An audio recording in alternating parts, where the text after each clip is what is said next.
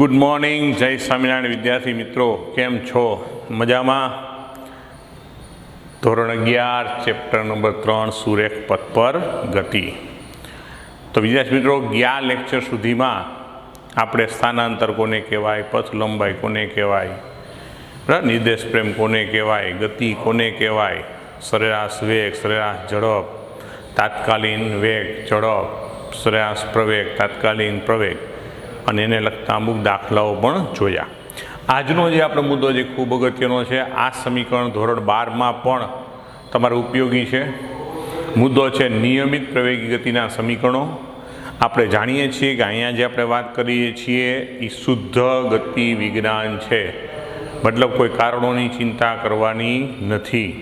જો વિદ્યાર્થી મિત્રો આજનો જે મુદ્દો છે નિયમિત પ્રવેગી ગતિના સમીકરણો એ ઓલરેડી તમે 9મા ધોરણમાં પણ ભણી ગયા છો। તમને યાદ હશે તો આવા સમીકરણ આવતા હતા કે v = v0 + at। ત્યાં તમે સ્થાનાંતર માટે s સિમ્બોલ રાખતા હતા અને પ્રારંભ વેગ માટે u રાખતા હતા। તો કદાચ આઈ થિંક ut + 1/2 at²। એવી રીતના આ સમીકરણ પણ v = u + at એવું આવતું। ક્લિયર થાય છે? અને v² - u² = 2as। આવા કંઈક સમીકરણો તમે 9મા ધોરણમાં ભણ્યા છો। એ જ સમીકરણ અહીંયા આપણે મેળવવાના છે, એટલે નવીન નથી, ખાલી માત્ર સંજ્ઞાઓ કંઈક બદલાશે। અહીંયા આપણું ચેપ્ટર સુરેખ પથ પર ગતિ છે અને એ ગતિને મોટા ભાગના કેસમાં આપણે એક્સ અક્ષ પર લીધેલું છે, એટલે જ્યાં સ્થાનાંતર એસ છે એ આપણા માટે અહીંયા એક્સ સિમ્બોલ તરીકે આપણે વાપરશું, બરાબર। તો નિયમિત પ્રવેગી ગતિ પહેલાં તો કોને કહેવાય કે જેમાં પ્રવેગનું મૂલ્ય અચળ હોય। એટલે આ ચેપ્ટરમાં આપણે અચળ પ્રવેગી ગતિ બોલો કે નિયમિત પ્રવેગી ગતિ બોલો, બંને એક જ છે। મતલબ વેગમાં જે કાંઈ ફેરફાર થાય છે એ નિયમિત રીતે થાય છે, એટલે કે પ્રવેગ અચળ છે। તો અચળ પ્રવેગ ગતિના સમીકરણો અથવા તો નિયમિત પ્રવેગ ગતિના સમીકરણો આપણે મેળવવા છે। તો આપણે એના માટે એવી ધારણા કરીએ છીએ કે ધારો કે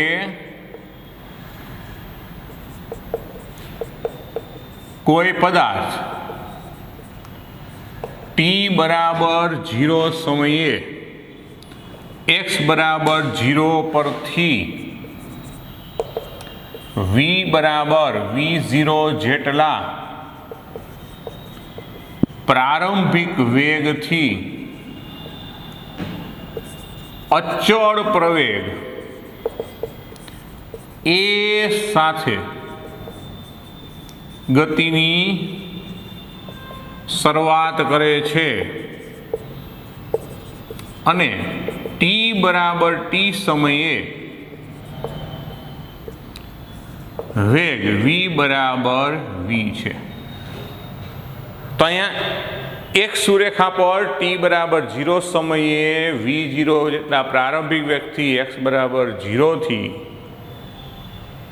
અચળ પ્રવેગ એ સાથે કોઈ પદાર્થ ગતિની શરૂઆત કરે છે અને t = t સમયનો વેગ v થાય છે, તો v વિરુદ્ધ t નો આલેખ નીચે મુજબ મળે। તો જો આપણે આનો આલેખ દોરીએ v વિરુદ્ધ t નો, વિદ્યાર્થી મિત્રો v વિરુદ્ધ t નો, તો આ 0 સમયે એનો વેગ જે કંઈ છે v0, આલેખ છે vનો, અને t બરાબર કોઈ t સમય કહું ત્યારે એનો વેગ v = v છે। અહીંયા v = v0 છે, એટલે આ બિંદુને આપણે પહેલાં નક્કી કરી તો t = t સમય। અચળ પ્રવેગ એટલે vનો આલેખ આમ સુરેખ થાય, એટલે કે 0 સમયે વેગ v0, પછી જેમ જેમ સમય વધતો જાય એમ વેગ નિયમિત રીતે વધતો જાય, કારણ કે પ્રવેગ અચળ છે, ખાસ યાદ રાખજો, અને t સમયનો વેગ v છે, બરાબર। તો આવી પરિસ્થિતિ થાય તો આ બિંદુને આપણે કહી દઈએ a, આ બિંદુને કહી દઈએ b, આ બિંદુને કહી દઈએ c, આ બિંદુનું નામ આપી d। જો t તો મેં સમય લખ્યો, ક્લિયર થાય છે? તો આવો આલેખ આપણને v વિરુદ્ધ t નો મળે અને આ લેખ ઉપરથી જ આપણે આ બધા સમીકરણ મેળવીએ। હવે અહીંયા પ્રવેગ અચળ છે, અહીંયા પરિસ્થિતિ શું છે આ સમજાણું ને તમને કે ભાઈ 0 સમયે 0 વેગથી ચાલો અહીંથી આ લેખ આમ આવે, પણ 0 સમયે કોઈક વેગ છે તો v0 વેગથી ગતિ શરૂ કરે, પછી નિયમિત પ્રવેગથી વધતા વધતા ટી બરાબર ટી સમયનો વેગ વી થાય. હવે અહીંયા પ્રવેગ અચળ છે, અચળ પ્રવેગની વ્યાખ્યા મુજબ હોય તો અહીં નિયમિત પ્રવેગ હોવાથી તો પ્રવેગની વ્યાખ્યા શું હોય કે વેગનો ફેરફાર એટલે અંતિમ વેગ શું છે વી માઇનસ પ્રારંભ વેગ એટલે V0, અંતિમ સમય એટલે ટી, પ્રારંભિક સમય એટલે 0. તો ઉપદ મળે તો ટી માઇનસ 0 એટલે ટીને આપણે લઈએ તો AT બરાબર V માઇનસ V0, અને આ પદને આપણે લઈ લો તો V બરાબર V0 વત્તા AT, ટૂંકમાં વીને કરતા બનાવો એટલે આ આપણું પહેલું સમીકરણ બરાબર. અહીં V0 એટલે શું સમજવું? પ્રારંભિક વેગ, A એટલે નિયમિત પ્રવેગ, T એટલે સમય, V એટલે અંતિમ વેગ. જો આખું સૂત્ર 3 એ 3 આપણે મેળવશું. ખાસ યાદ રાખજો, 12 સાયન્સમાં પણ અગત્યના છે અચળ પ્રવેગી ગતિના સમીકરણો. તો પહેલું સમીકરણ છે V = V0 + AT. ઓકે, તો પહેલું સમીકરણ આપણે મેળવ્યું. હવે બીજું સમીકરણ મેળવવા માટે વિદ્યાર્થી મિત્રો આપણે એવું જાણીએ છીએ કે V વિરુદ્ધ ટીનો જે આલેખ હોય એ આલેખ દ્વારા જે ક્ષેત્રફળ ઘેરાય એને સ્થાનાંતર કહેવાય. કારણ કે જો કોઈ પણનું સ્થાનાંતર એટલે કોઈ પણ ક્ષેત્રફળ એટલે હું લંબાઈ ગુણ્યા પહોળાઈ. હવે માની અહીંયા આ ક્ષેત્રફળ હું નક્કી કરું, આખો ભાગ સમજો, કારણ કે આ છે એ V વિરુદ્ધ ટીનો આલેખ છે, તો એના દ્વારા ઘેરાયેલું ક્ષેત્રફળ, તો ક્ષેત્રફળ લંબાઈ ગુણ્યા પહોળાઈ થાય. લંબાઈ એટલે વી, પહોળાઈ એટલે આપણા માટે ટી થાય.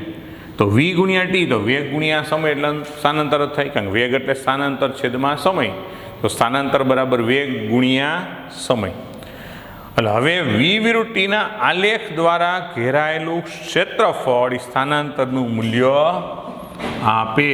તો આપણે વર્ણન શું લખી ગયા? હવે V વિરુદ્ધ ટીના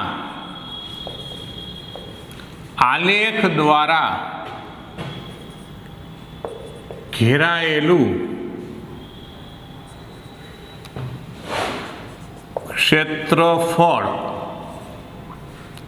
સ્થાનાંતર x આપે છે. જો ખરેખર સ્થાનાંતર એટલે અંતિમ સ્થાન માઇનસ પ્રારંભિક સ્થાન, પણ આપણે પ્રારંભિક સ્થાન શું લીધું? 0. એટલે આપણા માટે જે x છે એટલે કે જે અંતિમ સ્થાન છે એ 0 થી લઈને આપણા માટે સ્થાનાંતર, એટલે મેં સીધું x લખેલું છે. ક્લિયર થાય? મેં x બરાબર 0 સમયથી આપણે ગતિનો વિચાર કરીએ, પછી માની લો કોઈ બીજા બિંદુએથી થાય તો છેલ્લે આપણે સમીકરણ મેળવ્યા પછી એમાં ફેરફાર કરશું કે ભાઈ x બરાબર 0ની જગ્યાએ કોઈ x0 બિંદુથી ગતિની શરૂઆત કરતો હોય તો સમીકરણમાં શું ફેરફાર થાય. અત્યારે આપણે સ્થાનાંતર આપે તો એનો મતલબ એવો થયો ને કે અહીં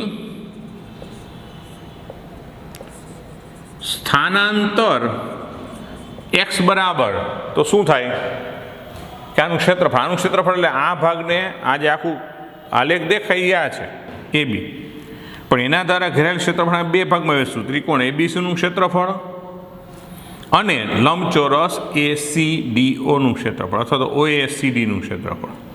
તો સ્થાનાંતર x બરાબર શું થશે કે ભાઈ ત્રિકોણ ABCનું ક્ષેત્રફળ વત્તા લંબચોરસ OACD નું ક્ષેત્રફળ, એટલે કુલ ક્ષેત્રફળ પછી આપણને મળે. તો ત્રિકોણ ABCનું ક્ષેત્રફળ તો કાટકોણ ત્રિકોણ છે એટલે 1/2 પાયો ગુણ્યા વેધ. હવે તમે વિચાર કરો 1/2 પાયો એટલે તો પાયો એટલે આપણા માટે ટી જ થાય, પણ વેધ એટલે BC ખાલી લેવું પડે. તો જો આ આખું V છે 0 થી લઈને આવી છે અહીંયા સુધી 0 થી V0 થાય, તો આ જે ભાગ વધે વિદ્યાર્થી મિત્રો એ કેટલો લખાય? V માઇનસ V0, અને પાયો તેનો શું થશે? ટી. એમ આ જે ભાગ છે આટલો એ કેટલો છે? V0. આ જે ભાગ છે કેટલો લખાય? ટી. તો ત્રિકોણ ABCનું ક્ષેત્રફળ 1/2 પછી વેધ તો V માઇનસ V0 ગુણાકારમાં પાયો એટલે ટી વત્તા લંબચોરસનું ક્ષેત્રફળ લંબાઈ ગુણ્યા પહોળાઈ તો V0 ગુણ્યા ટી. તો આની અંદર ગુણીએ તો 1/2 ટી અહીંયા ગુણેલ 1/2 VT અહીંયા ગુણશો એટલે -1/2 V0t અને વત્તા V0t. ક્લિયર થાય? તો કે આપણે એના સ્વરૂપમાં સમીકરણ મેળવવું છે. ક્લિયર થાય? એટલે આના એ જ આપણે મૂકી દઈએ તો વધારે સરળ પડે. તો જો આપણે અહીંયા V-V0 જે પદ છે એને આ સમીકરણ ઉપરથી AT લખી શકાય. એટલે આપણે આને સમીકરણ એક કહી દઈએ તો આપણે શું લખશું અહીંયા AT, એટલે આ તો T છે જ, એટલે ઇન્સર્ટ શું થઈ જશે AT² અને આ V0t. કારણ શું લખશું? સમીકરણ 1 પરથી V-V0 બરાબર AT. ક્લિયર થયું? તો આને આગળ લખી નાખો એટલે x બરાબર V0t પ્લસ હાફ AT², એટલે આપણું બીજું સમીકરણ આપણને અહીંયા પ્રાપ્ત થાય. હવે ત્રીજા સમીકરણ માટે સમજો કે હવે નિયમિત પ્રવેગી ગતિ માટે આપણે સ્થાનાંતર x બરાબર આપણે આવું લખીએ કે સરેરાશ વેગ ગુણ્યા સમય. ટૂંકમાં વેગ બરાબર સ્થાનાંતર છેદમાં સમય. વેગ બરાબર સ્થાનાંતર છેદમાં સમય આપણે જાણીએ છીએ. તો સ્થાનાંતર બરાબર વેગ ગુણ્યા સમય આવું લખી શકાય સીધું. ક્યારે? કાં તો વેગ નિયમિત હોય કાં પ્રવેગ નિયમિત હોય. એટલે પ્રવેગ નિયમિત છે એટલે સરેરાશ વેગ આવે. ક્લિયર થાય? જો વેગ અચળ હોય તો ત્યાં સરેરાશ નહીં, વેગ ગુણ્યા સમય સીધો. પણ પ્રવેગ અચળ છે એટલે સરેરાશ વેગ ગુણ્યા સમય. તો સરેરાશ વેગ, સરેરાશ કોઈ પણ વસ્તુ સરેરાશ કેમ લખાય? અંતિમ વેગ વત્તા પ્રાઈમ વેગ ભાગ્યા 2 ગુણાકારમાં સમય શું છે? T. ટોટલ સમયગાળો શું છે? T. તો હવે અહીંયા આપણે ત્રીજું સમીકરણ મેળવવા છે. તેના માટે હવે અહીંયા હું Vની કિંમત મૂકી દો. તો Vની કિંમત શું હતી? બરાબર, એટલે સોરી Tની કિંમત આ સમીકરણ ઉપરથી Tની કિંમત મૂકો તો શું થશે? તો હવે સમીકરણ આને કાઢી નાખું છું. બરાબર છે? તો સમીકરણ 1 પરથી T બરાબર શું લખાય? તો V-V0 A. તે અહીં મૂકી દો તો માટે x બરાબર આ પેલું પદ છે V વત્તા V0 ભાગ્યા 2.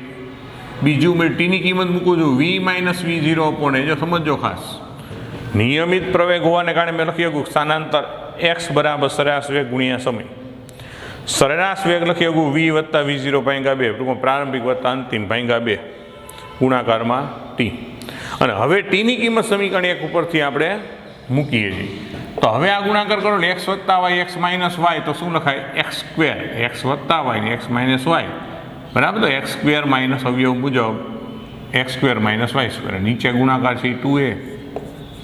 તો હવે 2a ને આ બાજુ લઈ લે અને આ પદને આગળ લખી દો V² minus V0² is equal to 2x. એટલે આ ત્રીજું સમીકરણ મળી ગયું. એટલે આપણે 3 સમીકરણો જે વિદ્યાર્થી મિત્રો મળ્યા, આને એક સૂત્ર તરીકે યાદ રાખજો કે જ્યારે પ્રવેગ નિયમિત હોય તો સ્થાનાંતર બરાબર સરેરાશ વેગ ગુણ્યા સમય પણ લખી શકાય. તો પહેલું સમીકરણ આવે V is equal to V0 plus AT. બીજું આવે x બરાબર V0t પ્લસ હાફ AT². ત્રીજું છે V² minus V0² is equal to 2x. આ ખરેખર 3 મૂળભૂત સમીકરણ નિયમિત પ્રવેગ ગતિના કહેવાય. આ આપણે વધારાનું સમીકરણ દાખલા ઉપરથી યાદ રાખવું. તો હવે જે વાત કરું છું કે ભાઈ આપણે x બરાબર 0 થી શરૂઆત કરી હતી ને. હવે તમને આમાં કીધું માની લો કે x બરાબર 0 નહીં પણ x 0 થી કોઈ મતલબ કોઈ બીજા બિંદુથી 0 સ્થાનેથી નહીં, ઉદ્ગમ બિંદુથી નહીં પણ કોઈ x0 નામના સ્થાન પરથી જો ગતિ શરૂ કરી હોય તો સમીકરણમાં શું ફેરફાર આવે કે હવે જો x બરાબર 0 ને બદલે x બરાબર x0 પરથી ગતિની શરૂઆત કરી હોય તો સમીકરણમાં x બરાબર એટલે x ની જગ્યાએ આપણે જ્યાં જ્યાં x લખ્યું છે ને ત્યાં x ની જગ્યાએ x માઇનસ x0 મૂકતા તો ખાલી x ને x0 તો આમાં તો x છે જ નહીં એટલે એ સમીકરણ તો એમનો જ રહે. પહેલા સમીકરણમાં કાંઈ ફેરફાર નહીં, v બરાબર v0 વત્તા 8. બીજા સમીકરણમાં અહીંયા x માઇનસ x0 બરાબર v0t plus half at square. એમ x0 ઓલી બાજુ લઈ જાઓ તો x બરાબર x0 વત્તા v0t હાફ at સ્ક્વેર આમ લખવું પડે. એટલે તો પછી આ a આને કહી દઈ b. અને ત્રીજા સમીકરણમાં આપણે કે ભાઈ v square minus v0 square is equal to 2a x minus x0. Okay, તો આ આખો મુદ્દો હતો નિયમિત પ્રવેગી ગતિનો. બરાબર, વ્યવસ્થિત જોઈ લ્યો, સ્ક્રીનશોટ લઈ લ્યો. નીચે જે ઇંક લેતો હોય તો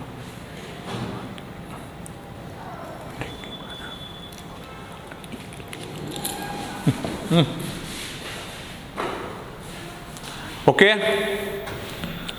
તો હવે આપણે એના પછીનો મુદ્દો એટલે વિદ્યાર્થી મિત્રો ઉદાહરણનો દાખલો છે. બરાબર, જો કે આ સમીકરણ છે પણ ઉદાહરણ દ્વારા આપણે સાબિત કરી લે કલનશાસ્ત્રનો ઉપયોગ કરીને. ઓકે, આઈ થિંક એ બધું જોવાઈ ગયું છે. બરાબર, એવું લાગે તો બીજી વાર વિડીયોને પાછું બરાબર જોઈ લેવો. જે ન સમજાય તો એ 2 વાર મુદ્દો જુઓ.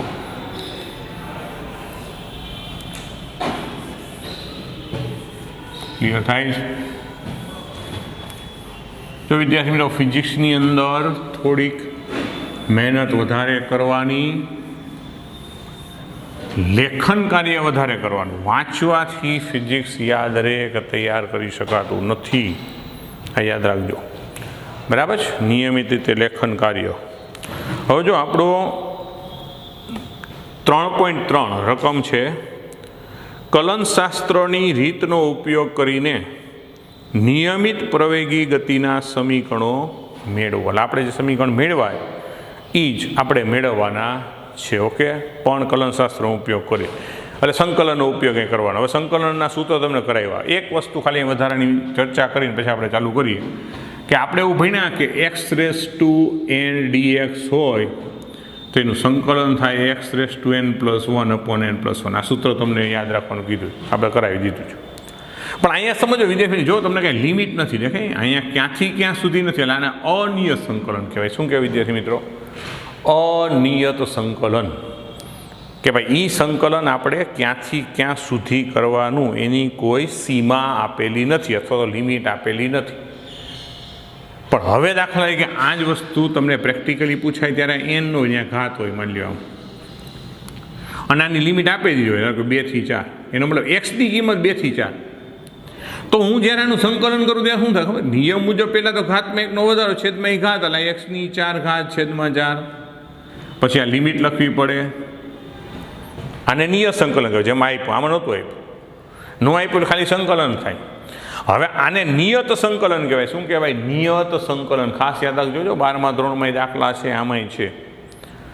તો નિયત સંકલનમાં નિયમ મુજબ સંકલન કર્યું પછી આને કહેવાય અપર લિમિટ, આને કહેવાય લોઅર લિમિટ, ઉર્ધ્વ સીમા અધઃ સીમા, અપર લિમિટ લોઅર લિમિટ. તો સૂત્ર મુજબ સંકલન કર્યું. હવેનો નિયમ હોય કે પહેલાં ચલની જગ્યાએ, ચલ કોણ કહેવાય? x, ચાહે dx લેવું, x ઈ ચલ છે. તો હવે લિમિટ મૂકવાની કેમ, ખાસ એ શીખવાડું. ખાસ યાદ રાખો, લિમિટ કેમ મૂકવાની કે તમે જેની સાથે સંકલન કર્યું છે પહેલાં એની જગ્યાએ અપર લિમિટ, મતલબ મારે એક્સની જગ્યાએ 4 લખવું પડે, એટલે 4ની 4 ઘાત થાય,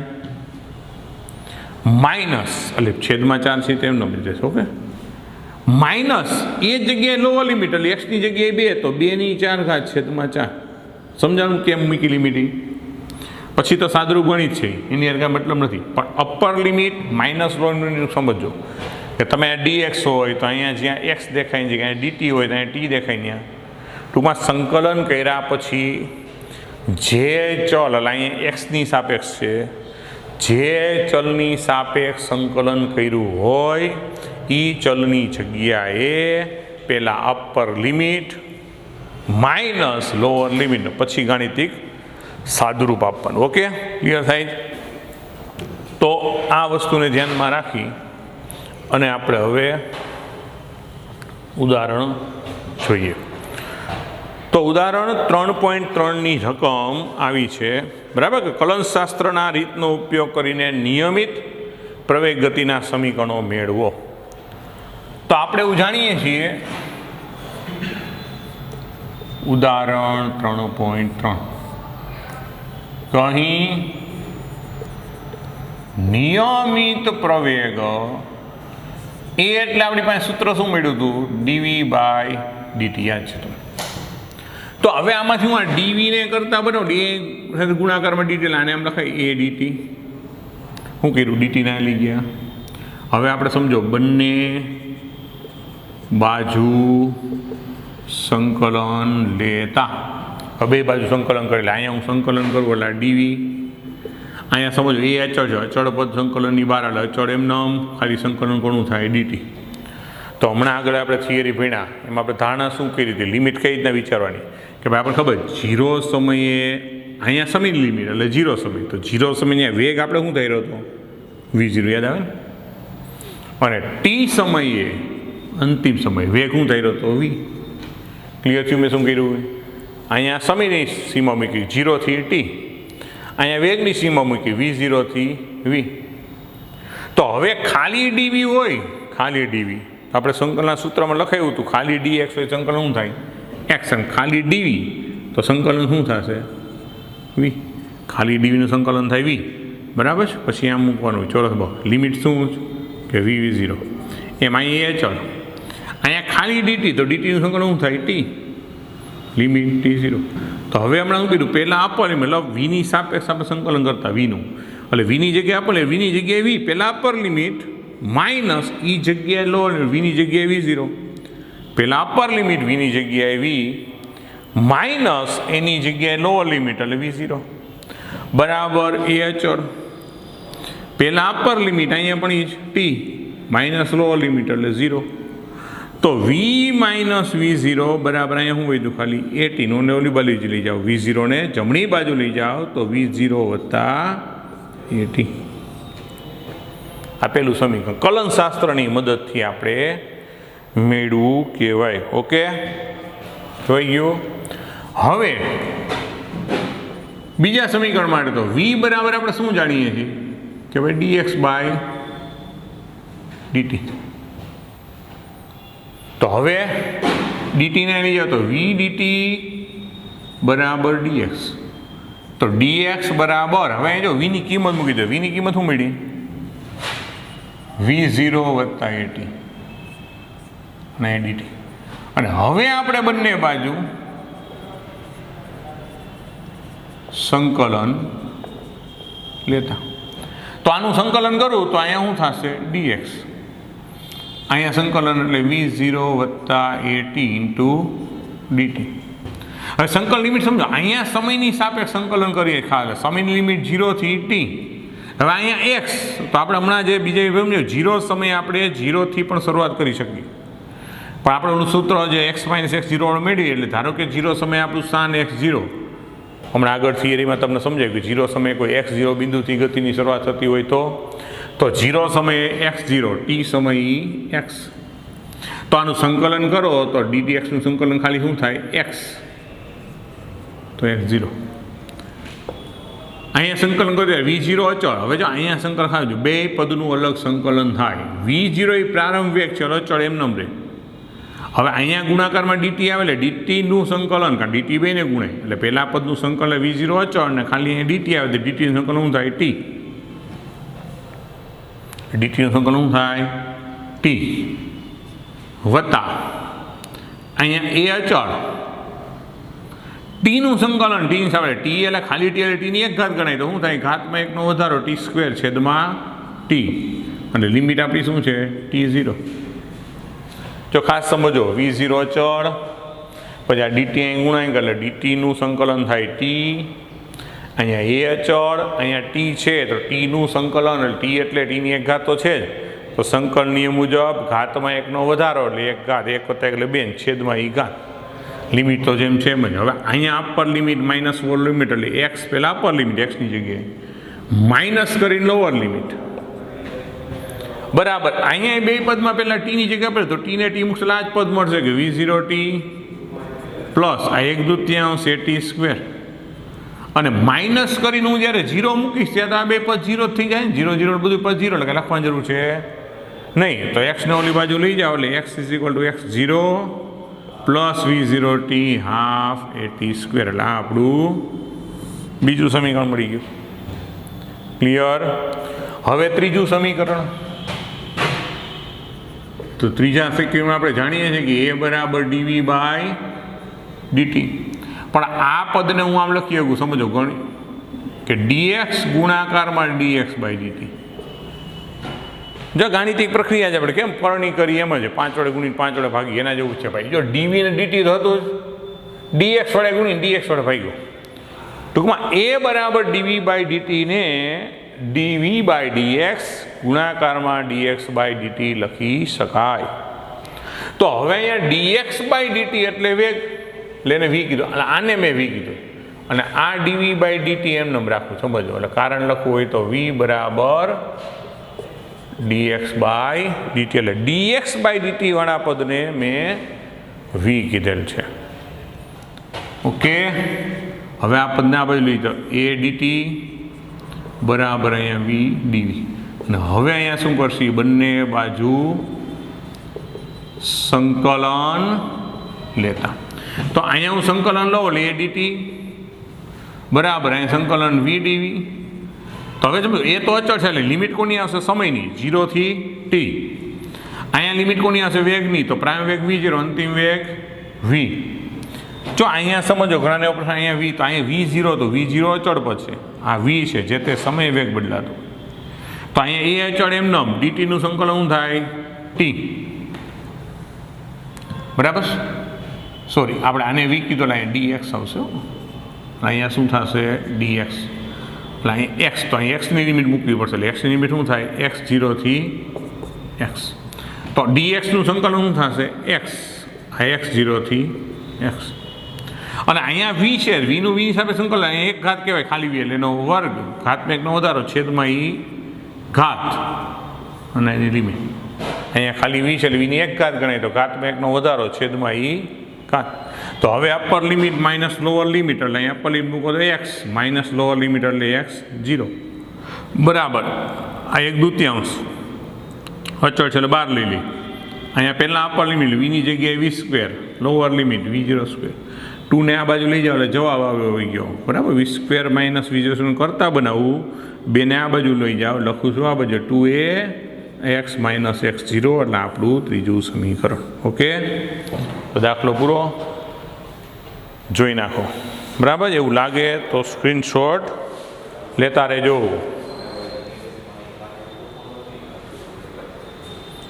બરાબર વિદ્યાર્થી મિત્રો?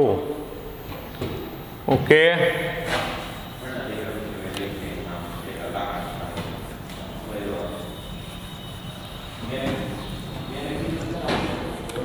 જો એના પછીનું હવે એક ઉદાહરણ જ છે અચળ પ્રવેગી ગતિના સંદર્ભમાં.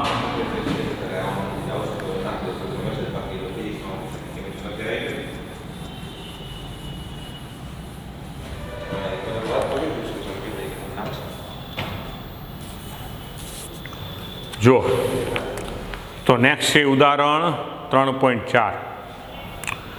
એક બહુમાળી મકાનના ટોચ પરથી એક દડાને શિરોલંબ દિશામાં 20 મીટર પ્રતિ સેકન્ડની ઝડપથી ફેંકવામાં આવે છે.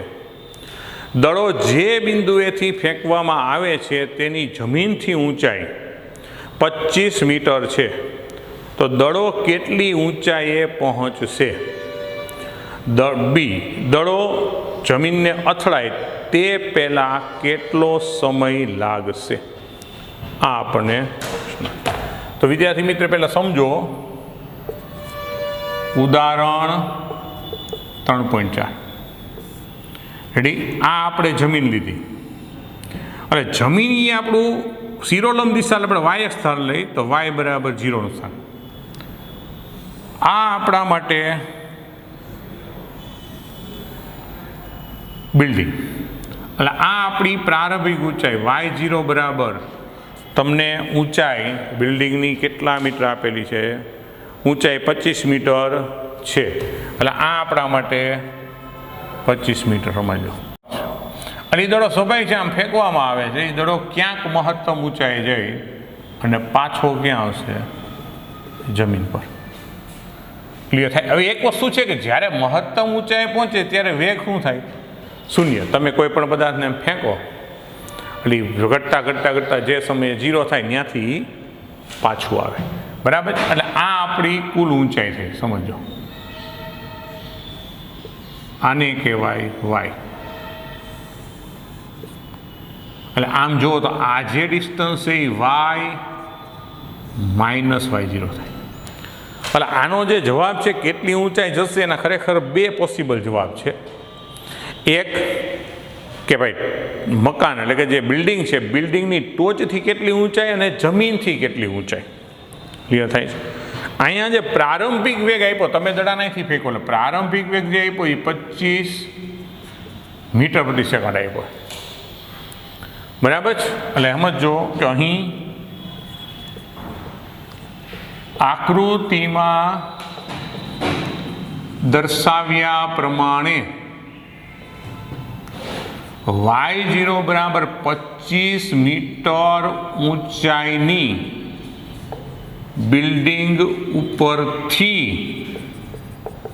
દડાને v0 બરાબર 25 મીટર પ્રતિ સેકન્ડના વેગથી ફેંકવામાં આવે છે, જેની મહત્તમ ઊંચાઈ જમીનથી વાય તથા બિલ્ડિંગની ટોચથી y માઇનસ y0 છે. મહત્તમ ઊંચાઈએ અંતિમ વેગ શૂન્ય થાય. માટે હવે આપણે સૂત્ર શું લખીએ સમજો કે v ઇઝ ઇક્વલ ટુ એટલે v square minus v0 square, v square ઓલી બાજુ લઈ જાઓ, plus 2a y minus y0. હું આ સૂત્ર વાપરું. જો આમ ન સમજાય તો એના માટે આમ v square minus v0 square is equal to 2a y minus y. હવે અહીંયા સમજો, તમે ઉધ્વ દિશાને ધન લીધી એટલે ગુરુત્વ પ્રવેગ, આ ગતિ દરમિયાન જે પ્રવેગ લાગશે એ પદાર્થને ક્યાં લાગશે? નીચે, એટલે ઋણ દિશામાં જ લાગશે.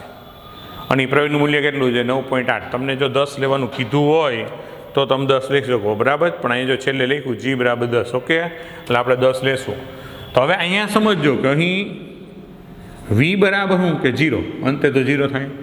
v0 બરાબર શું કે ભાઈ 25 મીટર પ્રતિ સેકન્ડ. અને તો વર્ગ છે પણ છતાંય ધન, કારણ ઉધ્વ દિશામાં ફેંકો તો એ બરાબર શું થશે? તો -10. એટલે એ બરાબર g. સમજો, ગુરુત્વ પ્રવેગ જ લાગે, પણ મેં ઋણ શું કામ લીધો? ખાસ સમજો વિદ્યાર્થી મિત્રો, પદાર્થ ઉપર જાય છે પણ ગુરુત્વ પ્રવેગ તો નીચે લાગતો, નીચેની દિશાને આપણે ઋણ y લીધી હોય એટલે મેં -10 લીધું છે. અને આ તો આપણે ગોતું જ, તો કિંમત મૂકો તો 0 -25 વર્ગ બરાબર 2 -10 y માઇનસ y0. ક્લિયર?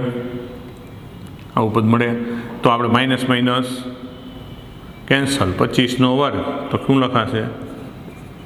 625 બરાબર 20 y માઇનસ, તો y માઇનસ y0 બરાબર, તો આપણે સાદુરૂપમાં એ લોકો સીધું આપ્યું હોય. બરાબર છે? તો કેટલો છે પ્રારંભિક વેગ વિદ્યાર્થી મિત્રો? 20 છે. સોરી, અહીંયા કિંમત કેટલી છે? 20 છે. એટલે 20 વર્ગ શું થશે? 400. નાના છેદમાં લઈ આવશો તો સિમ્પલ જ છે 20 મીટર. હવે આ 20 મીટર એ શું થયું? બરાબર? એટલે અહીંયા બે જવાબ લખીએ આપણે, ટેક્સ્ટબુકમાં જવાબ એમને રાખી દીધો, પણ અહીંયા સમજો કે આમ જમીનથી બિલ્ડિંગની ટોચથી 20 મીટર ઊંચાઈ તથા જમીનથી જો લખો તો જમીનથી ઓલરેડી 25 આ હતું ને 20 આ થયું, તો જમીનથી 20 + 25 એટલે 45 મીટર ઊંચાઈ. એટલે મહત્તમ ઊંચાઈ બિલ્ડિંગથી 20, બિલ્ડિંગની ટોચથી, અને જમીનથી ગણો તો 20 એમાં એડ કરો વત્તા 25 થાય તો એટલે 45. હવે જે બીજો જવાબ કેટલો સમય લાગશે, હવે આના માટે સમજો વિદ્યાર્થી મિત્રો કે બીજી ગણતરી એને બે રીત બતાવીશ કે ભાઈ પહેલાં અહીંયા માની લેવાને હું કહી દઉં એ, આને હું કહી દઉં બી, ને આ બિંદુને કહી દઉં સી. તો એથી બી માટેનો સમય ગોઈતો, પછી બીથી સી માટેનો સમય ગોઈતો, પછી બેનો સરવાળો કર્યો. પણ એવું કાંઈ કરવાની જરૂર છે નહીં. આપણે ટૂંકી રીત છે અપનાવી કે ભાઈ પરિણામી સ્થાનાંતર તો શું કર્યું કે ભાઈ +25 ઉપર જે હતો ને 0, અંતિમ સ્થાન 0 જમીન ઉપર આવી ગયું. પ્રારંભિક સ્થાન એનું શું હતું 25. ક્લિયર થાય? પ્રવેગ શું થાય તો -10. પ્રવેગ શું મળશે -10. તો સમય આપણે ગોતવો તો સમજો અહીંયા જ્યારે પહોંચે અને સ્થાનાંતર જાણીએ છીએ, પ્રવેગ -10 જાણીએ છીએ. ક્લિયર થાય? અને આપણે શું જોઈએ? સમય જોઈ છે. બરાબર? તો આપણે એ પ્રમાણે ગણતરી એટલે સિમ્પલ ગણતરી આપણે બીજા સમીકરણનો ઉપયોગ કરી અને બીજી રીતે જે આપણે દાખલો ગણીએ એ આપણા માટે સરળ બને. બરાબર? તો એના માટે સમજો કે અહીં y બરાબર v0t પ્લસ ½ at². તો સ્થાનાંતર કેટલું થાય તો અંતિમ 0 છે, પ્રારંભિક 25 છે એટલે એ -25 થાય. પ્રારંભ વેગ 20, ટી આપણે ગોતો છે આ 1/2, એ કેટલો 10 અને આ t². ક્લિયર? તો હવે આનું સાદુરૂપ આપો તો -25 બરાબર 20t -5t². આ બે પદનો લીધો લે તો 5t² -20t -25 બરાબર 0. બધામાંથી 5 કોમન તો t² -4t -5 બરાબર 0. તો આના તમે જો અવયવ પાડો તો t -5 ને t +1 આવે ને, 5 1 5 ને 5 ઓછા 1 એટલે 4. તો t બરાબર શું આવે 5 ને t બરાબર -1 આવું પડે. ક્લિયર? તો હવે એવા સંજોગોમાં માઇનસ તો શક્ય નથી, સમય ઋણ શક્ય નથી, તો માટે ટી બરાબર 5 સેકન્ડ. બસ ઓલી રીતના વિદ્યાર્થી મિત્રો ગણતરી કરશો, ટેક્સ્ટબુકમાં આપ્યું છે કે અહીંથી અહીં જવાનો સમય તમને 2 સેકન્ડ મળશે, પછી આ સમય 3, પછી બેનો સરળ 3 + 2 એટલે 5. પણ એના કરતાં આ ગણતરી આપણને સરળ પડે. ઓકે, જોઈ લ્યો, સ્ક્રીનશોટ લઈ લ્યો. આજનો લેક્ચર આપણે અહીંયા પૂર્ણ કરીએ છીએ.